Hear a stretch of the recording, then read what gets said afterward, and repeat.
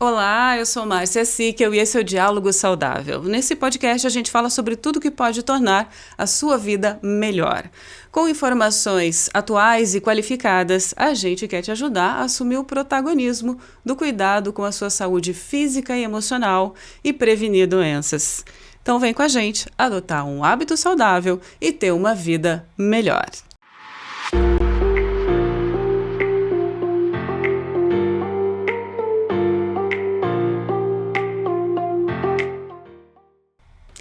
Uma em cada 3 crianças tem sobrepeso.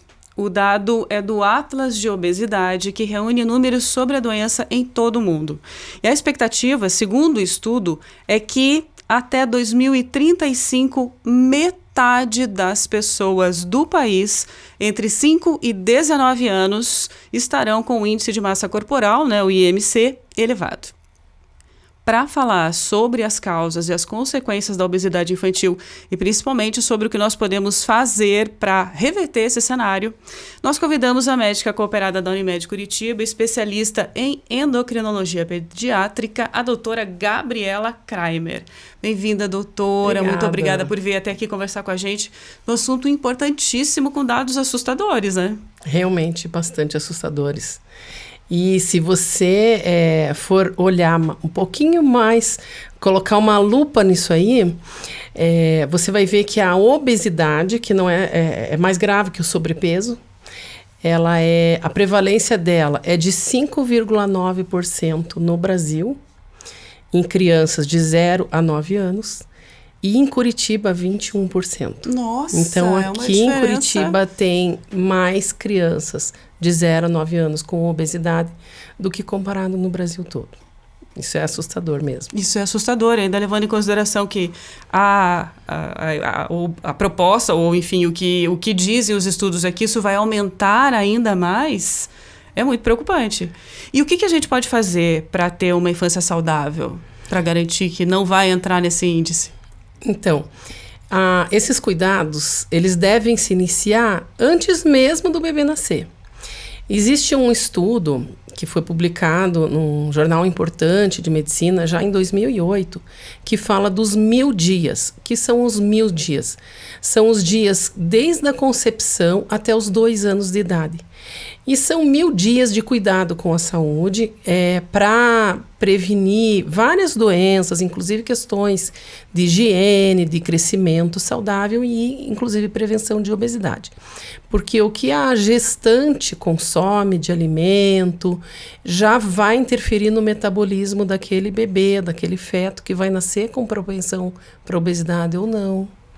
E depois que nasce, no recém-nascido, a questão do aleitamento materno, né? O aleitamento materno é um fator protetor contra a obesidade. Então, aquela criança que recebe leite materno exclusivo, que não recebe chá, nem água, nem leite artificial, até os 6 meses de idade, e depois dos 6 meses, após a introdução de outros alimentos, continua se alimentando com leite materno, é uma criança que está mais protegida em relação a desenvolver a obesidade futuramente. E depois, quando há essa introdução alimentar, evitar oferecer alimentos com adição de açúcar ou de sal, porque isso também vai determinar o paladar desse indivíduo. Então, esse indivíduo, que ainda é um bebê, que é uma criança em formação, ela vai ter o seu paladar influenciado pelos alimentos que ela consome nesses 1000 dias. Seja indiretamente, no ventre da mãe, seja depois que nascido. Interessante. Então, essa máxima popular de tá grávida, tem que comer por 2, desejo de grávida, pode comer tudo o tempo todo, muito pelo contrário, né? É um momento de maior cuidado. Ela tem que tomar muito cuidado com as escolhas que ela faz na gestação. E depois, óbvio, né, que nasce essa criança ela vai se espelhar no que a família está consumindo de alimento. né? Ela vai ver quais são os hábitos da família e ela vai consumir alimentos semelhantes ao da família. Então, a partir do momento que você decidiu ser mãe ou pai, né? Que você decidiu ter um ser que vai ser seu dependente para educar, para criar, para botar no mundo, você tem que repensar também os seus hábitos, né? Porque você vai ser referência para essa criança. Então, a gente fala muito em referência de cidadania, referência de educação, tem que ter referência de hábitos saudáveis também, né? Porque senão fica uma coisa, você não pode comer, mas se a família toda tem o hábito, né? Do lanche, da pizza, do fast food, fica difícil controlar. Sim. Isso é uma das causas da obesidade? Quais são as causas principais? Então, nós, médicos, nós costumamos dizer que a obesidade é uma doença multifatorial. Então, em primeiro de tudo, é preciso encarar como doença, desmistificar a história de que é fofinho, é gordinho, é forte. Não, é uma doença. Então, a partir do momento que foi diagnosticado com obesidade, isso tem que ser encarado como uma doença, e uma doença crônica, né? Então, é uma doença de origem multifatorial. Então, o que é multifatorial? Multi é muitos e fatorial, fatores. Então, são muitos fatores. Não tem uma coisa para dizer que é por causa disso. Então, a grande maioria das obesidades que nós tratamos, que nós nos deparamos aí na vida profissional, no dia a dia, são obesidades que têm uma predisposição genética, que isso vem já de família, mas isso é associado com hábitos, né? Tanto questão emocional, quanto questão de sedentarismo ou não, escolhas, né, alimentares. Então, tudo isso vai influenciar. Existe uma pequena parcela de casos de obesidade que é puramente genética, que são ligados a algumas síndromes, algumas situações metabólicas, mas muito mais rara. E há uma outra pequena parte que é ligada a desequilíbrios hormonais, doenças de alguns hormônios que levam à obesidade. São casos que devem ser investigados, lógico, né?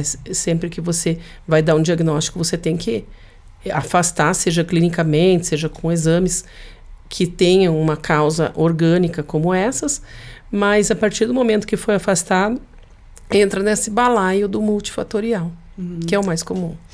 E como é feito o diagnóstico de obesidade? Como é que se conclui que a partir dali é obesidade? Então, falando em crianças, né?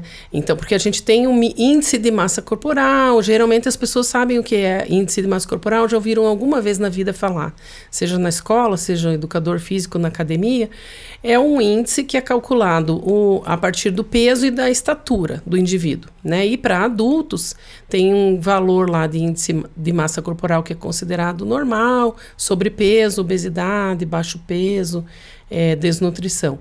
Para a criança também, só que esse índice de massa corporal da criança e do adolescente, ele tem que ser avaliado de acordo com a idade e com o sexo. Então, tem tabelas, tem gráficos de índice de massa corporal de meninos e de meninas. Então, é um diagnóstico clínico, né? É um diagnóstico que não exige exames de laboratório.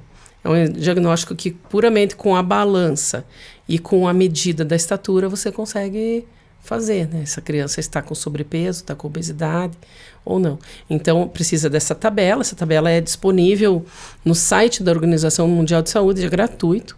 Qualquer pediatra pode ter acesso a essa tabela.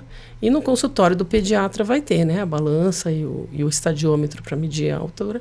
E aí ele vai poder diagnosticar. Essa criança tem obesidade, essa criança tem sobrepeso, essa criança está com proporcional. Isso é muito importante, esse acompanhamento com o pediatra, né? E a gente está percebendo, e com o índice também de que ainda vai aumentar até 2035, as crianças são mais obesas hoje do que eram antigamente. Né? Esse índice está aumentando, é isso? Isso. E isso tem a ver com alimentação só? Porque a gente percebe que antigamente as crianças tinham mais atividades, né? Brincavam mais na rua, jogavam bola, soltava pipa, papagaio, pandorga. Não sei onde você está assistindo esse podcast, mas enfim, com nomes diferentes.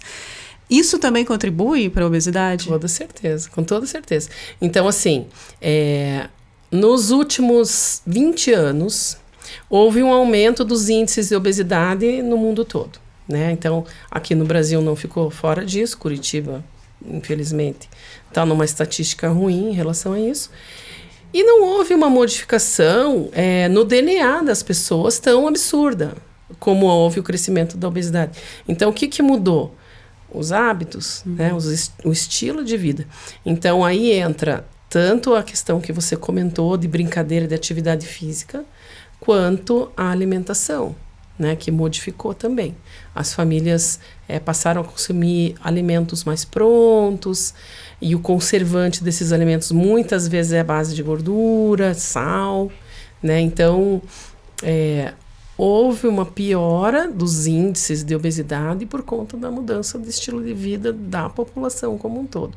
Infelizmente, o nosso país, que era antigamente um país que tinha um risco de desnutrição, e virou, do nada, um país de crianças e adultos obesos. Incrível. Né? Nós não passamos no normal, nós fomos direto de um extremo para o outro. E tem essa coisa da gente comer por ansiedade também? Existe. As crianças também têm isso? Tem. Então, isso ficou muito claro com a pandemia da Covid-19. Né? Então, que foi um momento que as crianças pararam de ir para a escola, pararam de brincar no recreio, que era um espaço onde eles tinham para brincar, pelo menos criança que mora em apartamento, que não tem esse espaço para fazer essas brincadeiras ao ar livre, que eram próprias de criança, e ainda tinha esse espaço na escola, de repente isso foi tirado deles, né? E foi tirado com um acréscimo de ansiedade, de medo, dessa questão toda que aconteceu na Covid. E também colocado essas crianças na frente de telas, né?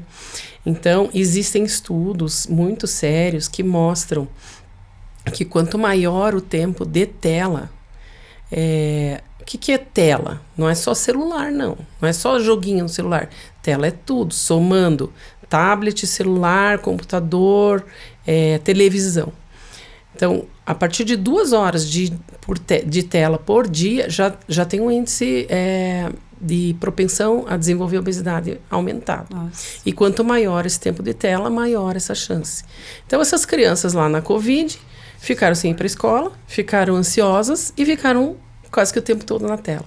Foi, assim, um desastre. Um desastre. Claro, salvou muitas vidas, a gente sabe disso, o isolamento era importante, era um momento importante, mas hoje a gente vê, assim, o quanto teve peso, né, essa mudança de hábitos e essa questão emocional na obesidade.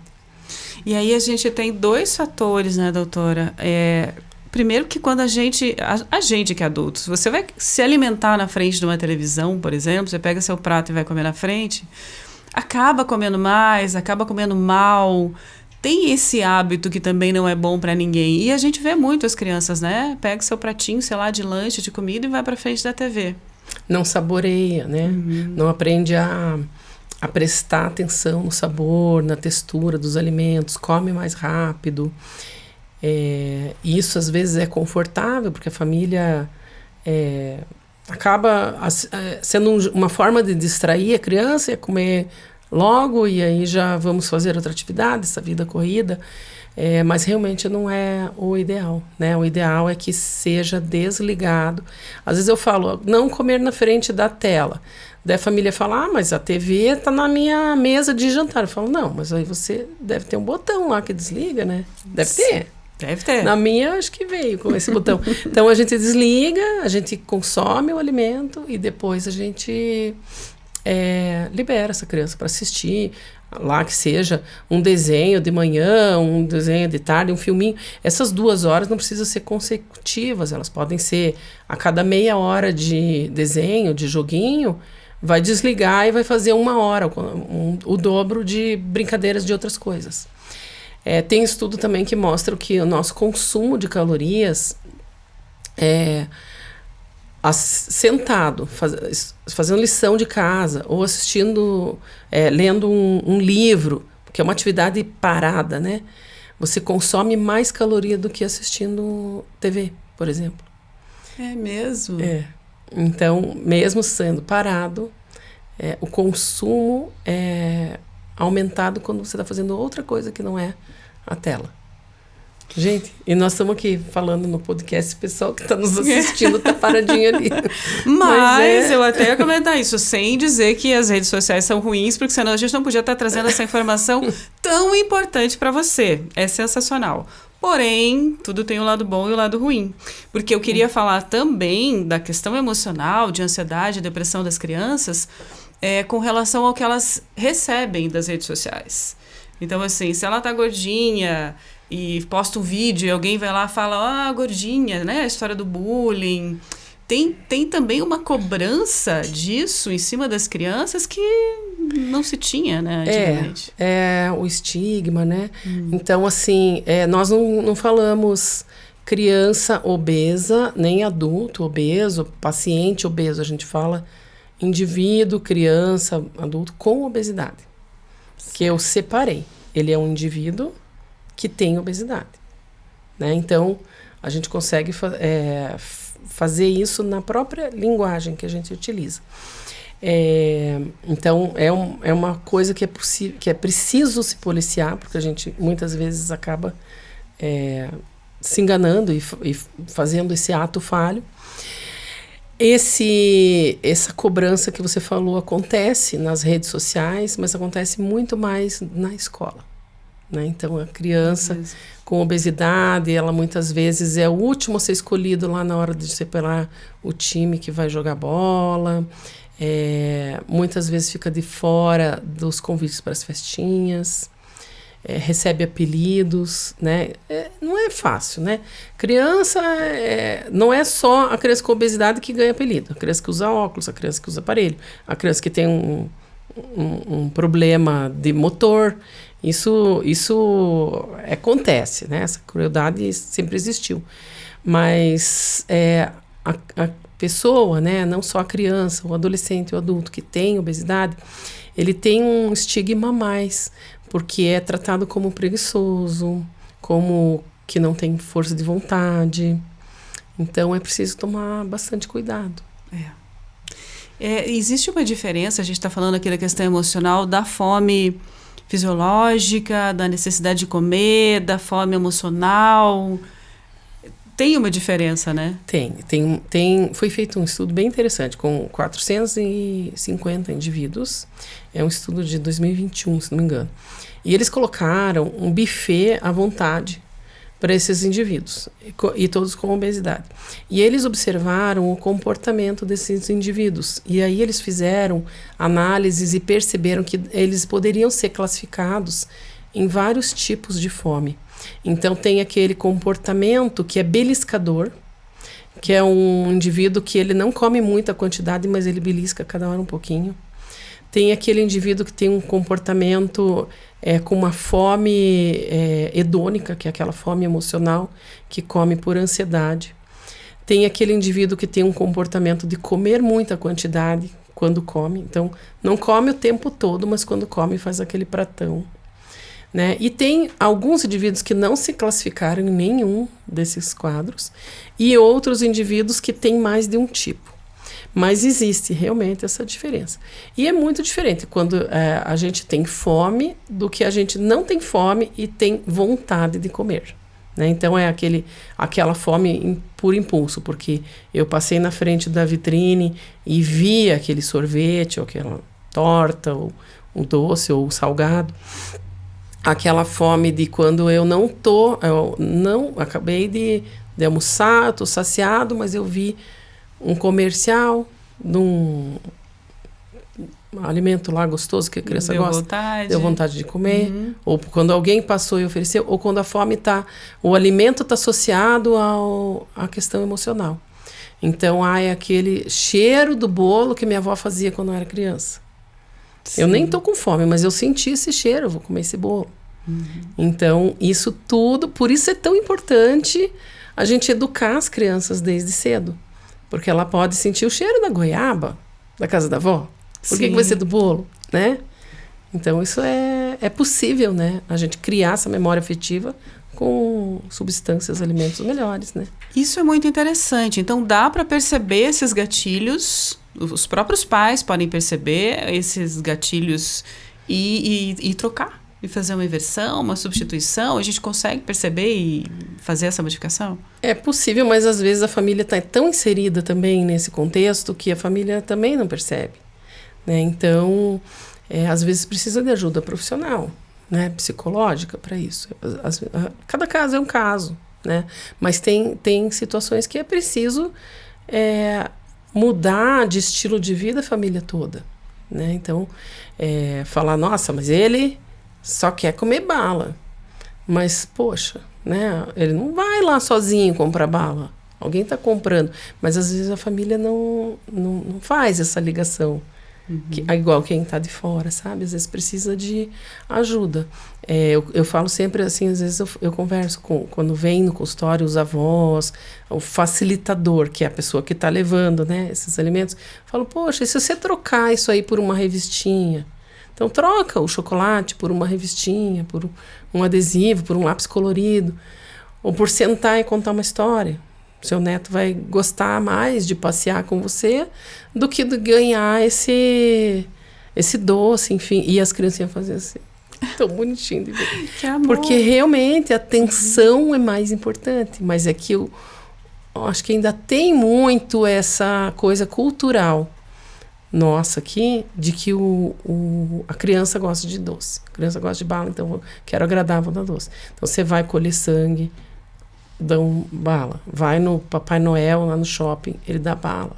É verdade. Né? Então, tudo isso a gente tem que mudar a cultura. E não ainda é fácil. tem aquela coisa de que criança gordinha é bonitinha. Depois, quando fica adulto, precisa fazer tratamento, né? Vira um adulto com obesidade. E essa questão de que o doce a recompensa emocional, né? Que Sim. a criança tem quando ela recebe alguma coisa assim.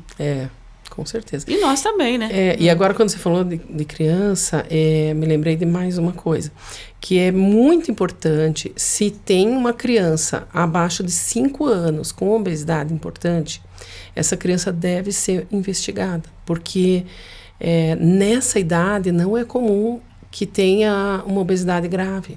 Então, se tem obesidade grave em alguém tão novinho, é possível que tenha alguma coisa, alguma doença mais grave ali por trás que deve ser investigado.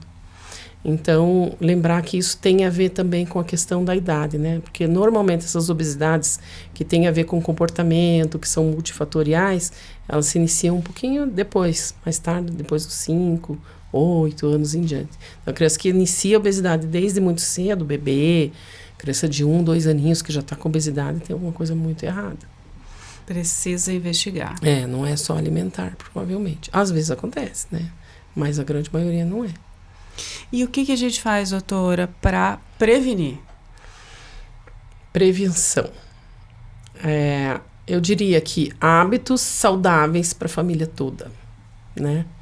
Primeira coisa. Segunda coisa, ter um pediatra para chamar de seu, né?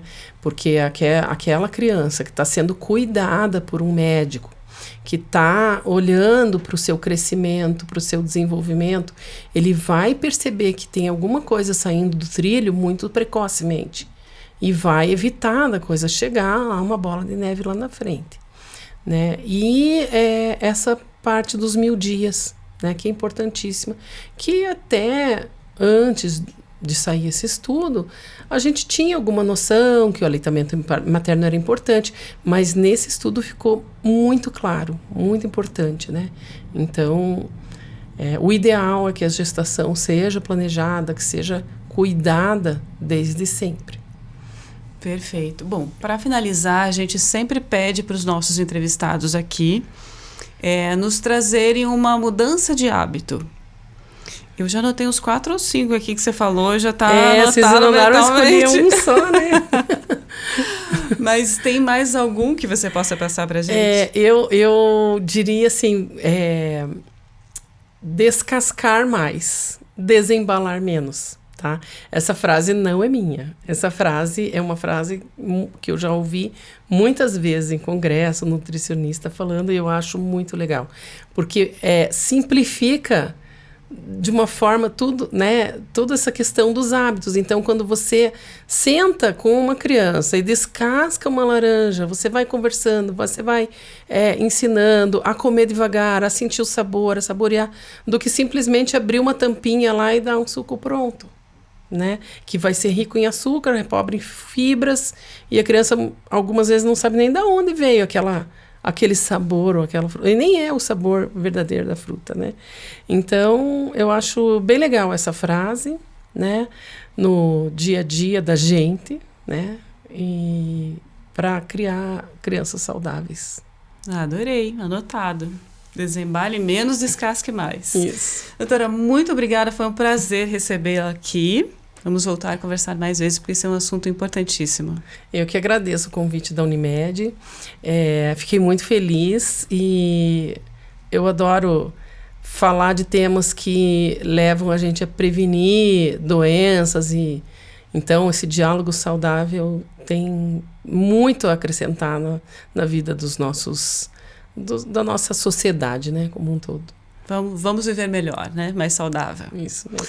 Muito obrigada. E obrigada a você também que acompanhou a gente até aqui. Se você gostou desse tema, compartilhe esse podcast com quem precisa descascar mais e desembrulhar menos. E também compartilhe os nossos outros temas. Nós temos vários temas importantíssimos para a saúde, tá bom? Muito obrigada pela sua companhia. Nós nos vemos no próximo Diálogo Saudável.